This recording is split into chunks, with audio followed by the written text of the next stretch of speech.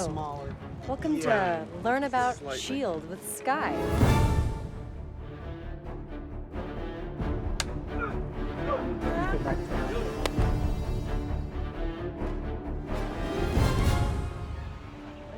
Today, we have two different locations that we're filming. We're filming here at the beach, beautiful Leo Carrillo Beach. In the beautiful city of Malibu. Yep.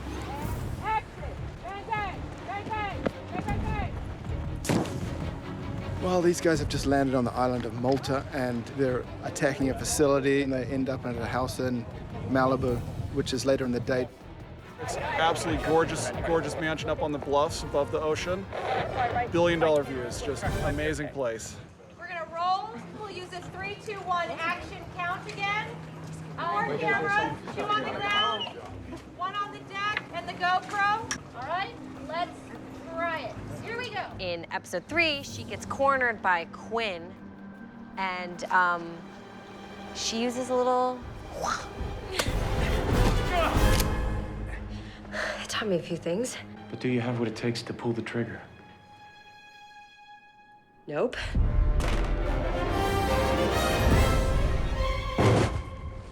You okay? Thumbs up, you're okay? Thumbs up, she's okay.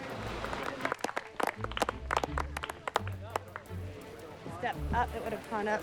Oh, I guess my stunt double jumped off the balcony into the boxes, and then the second jump was me off of a platform into the pool, which was my first stunt-ish ever.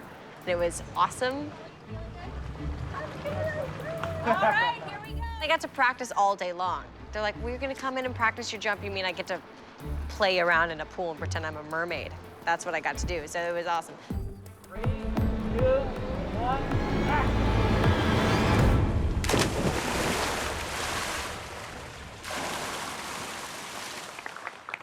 I got out of the pool and Brett, that cheeky little fella, had a little sign. I think he said I was a 10 though. I think he was really nice. Did he say 8? Judges love Of course Brett gave me a 9 because he's just like that. He couldn't give me the satisfaction of giving me a 10. I would have given him a 10 if he was jumping off a pool in a pink dress. Do we have footage of that? Can I see that?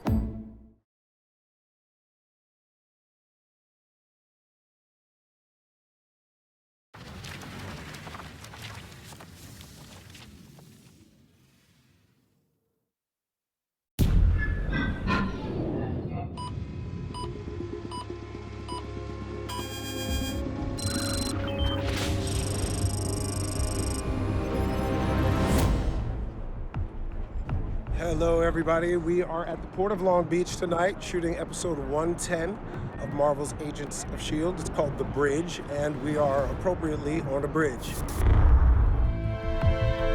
So what's really exciting about 110 is that Mike Peterson comes back. And each episode you think, oh, that's its own individual thing, and then in 110 you see everything just come together. Ready, and action!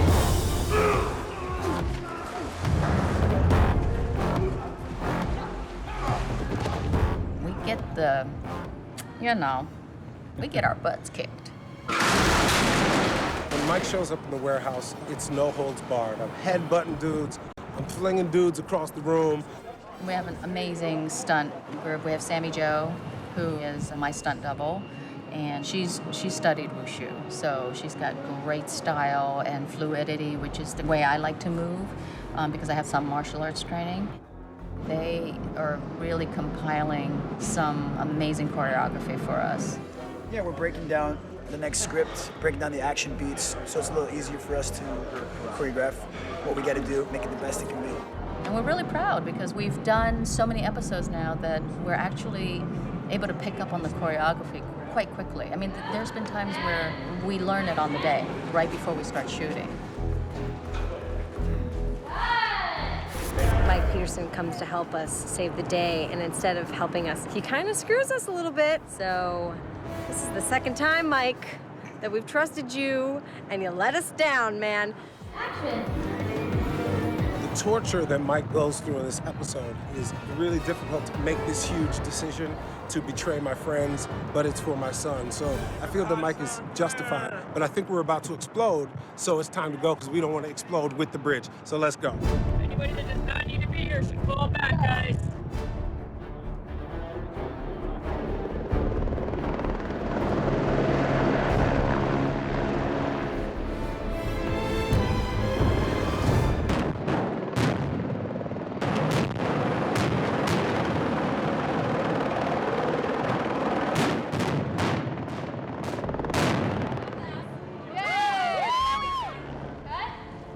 one of those pinch me moments. We just got to just stand here and watch a huge, awesome explosion.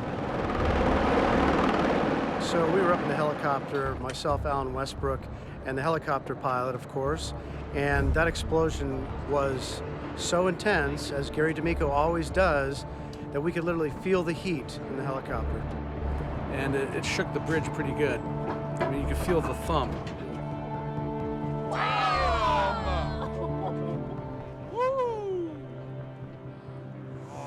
That's so cool. I love that. Cement truck. We just blew up that bridge, and Mike was in the flames. So who knows what's gonna happen there?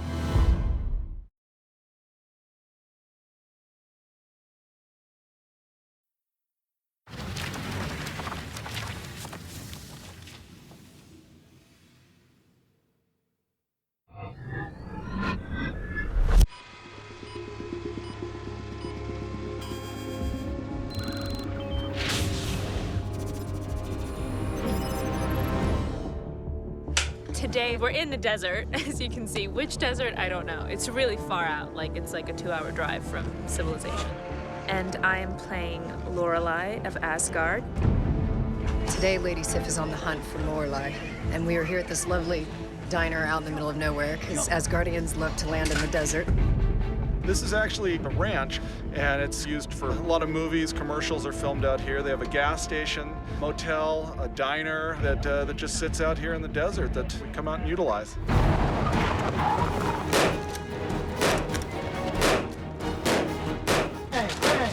She's gonna look, you're gonna rack focus, okay, and then come back, and then let's just follow her over. Okay. I can't on my right hand, no. You cannot on the right. No. I'd have to come back like this. Or I could... Is there any version of it where it's this? There's always the tried and true kick. do it first. If we like that, let's do it. Action! She makes fighting so easy. Our first day, and she comes in and she like knows all these tricks and stuff, and I was completely horrified.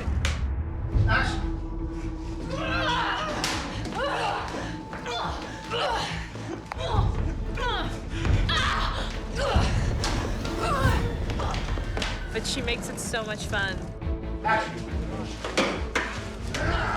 So I fight a lot of bikers. I send a guy into a pool table, through a popcorn machine, and through a window to double doors. And that was before we started shooting the scene. This was just some guys who wouldn't get her coffee. This is why Oh my I'm God. here. The first day I got on set, Clark runs up to me and throws a T-shirt in my face that's an Agents of S.H.I.E.L.D. shirt. And he's like, look, I got your shirt. And I had seen him out at an event a couple weeks before doing this, and he said, hey, if ever we asked you to come on Agents of S.H.I.E.L.D., would you do it? And I said, absolutely, Clark, I'd do anything for you, man. And then lo and behold, I got a phone call the next week. It's like, hey, do you want to do Agents of S.H.I.E.L.D.? I said, yeah, sure. It feels like a movie. Today especially because we have 2 units going at once and it's really cinematic. Guys! Well, it's really fun to play a bad guy just because it allows you to have a few more screws loose, and being from Asgard lends itself to a lot of comedy. How many men does she have in there?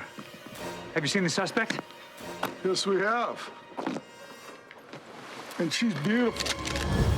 Lady Sif is one of my favorite characters, and coming back to her for Agents of S.H.I.E.L.D. has been epic. Everyone here is so awesome. My experience here has been great. Lady Sif is definitely back.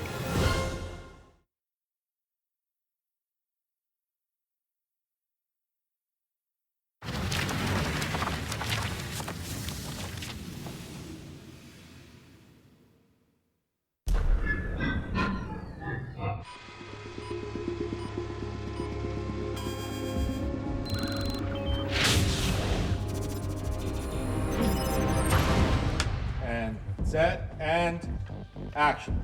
Our characters have been sort of evolving over time, but I feel like we're allowed to say, aren't we? We've learned that Hydra has infiltrated S.H.I.E.L.D. at the highest level. Our world is shattered. You know, where do you pick up the pieces from? So much of what's to come is about figuring out what's left to believe in. And not only that, but one of our teammates is working for Hydra.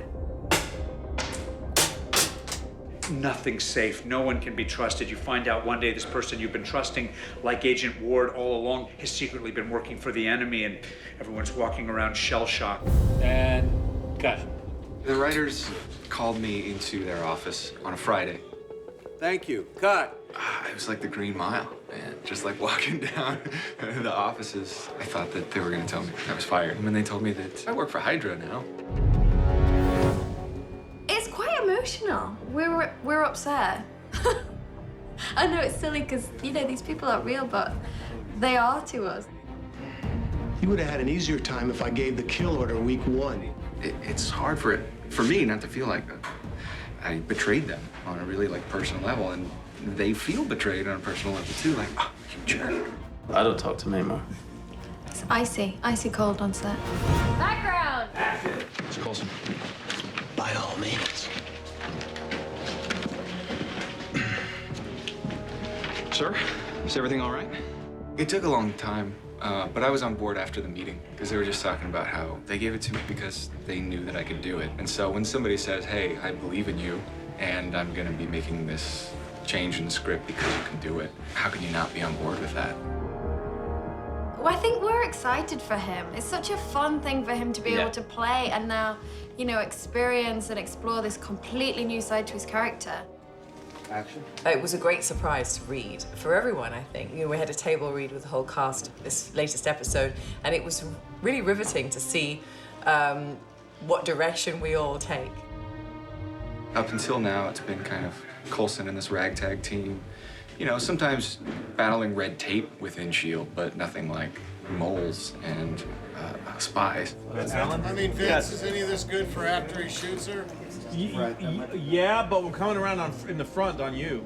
You know things from there on out are just not going to be the same. That square version used something else. Does the trick, though, especially with the ladies. I think it's a good thing. I mean, Marvel must have known they picked up Captain America and S.H.I.E.L.D. at the same time, so they must have known that S.H.I.E.L.D. probably couldn't continue in this vein forever. It's just really interesting. I think it's a great turn for it to take. It's got a lot darker, which matches the tone of Captain America.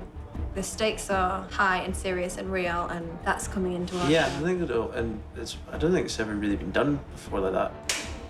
The thing that Captain America can do is they can show all of that stuff on a big scale. What we can show is kind of like the kitchen sink version of that and how it affects people on a very personal, very intimate level. That's, I think, what we're able to do. And in some ways, that's kind of even more successful because we've had 17 hours with these people in their living rooms. And now we get to sort of just completely change that. It complicates everything. I am not Hydra. We feel like we're pretty well informed on this TV show, but for them to be able to, for every single person to be completely shocked, A, watching Captain America, and then B, like reading each script as we get it, that's a pretty cool job.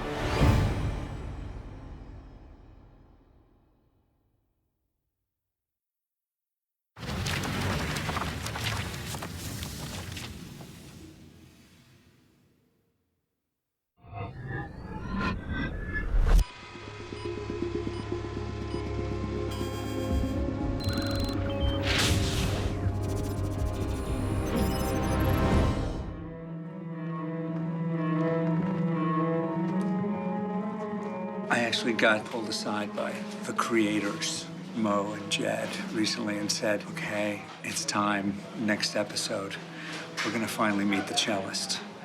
And then we had the world's shortest casting conversation, which was, can we get Amy? She's part of the Whedonverse. She's an icon of the Whedonverse. She was in a number of Joss Whedon projects, Firefly, Angel? No Firefly, but Angel. Dollhouse? Dollhouse. I screwed up. And today's your first day of shooting, and you flew in last night. Yeah. I was just excited that they would even think of me. It's not going to be a hard part to pretend to be in love with him, so I think it'll be a lot of fun, and I'm just a little nervous about the cello playing, but I think we're going to power through. Give it a shot. Just give it a shot. You know, there are bits and pieces, and the hardest is to believe. It's really about your expression and your performance. It's amazing that you've actually learned to play the cello in 7 hours. It was really hard. Talk about superpowers. Set and roll tape. You know, it's a little bit of pressure, the cellist, to someone who's been talked about so much.